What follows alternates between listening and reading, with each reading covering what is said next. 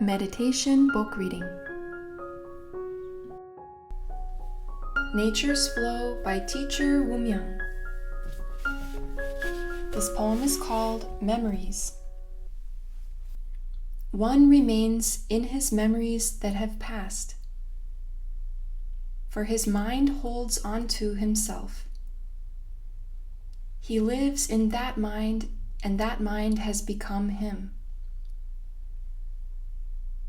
One lives in this world thinking that he is his true self, when actually his true self simply exists as it is.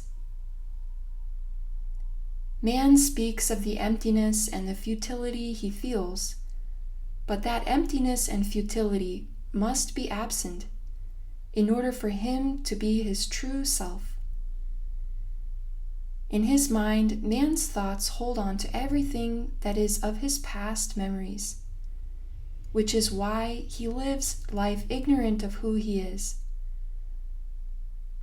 One's true self is absent of anything and everything.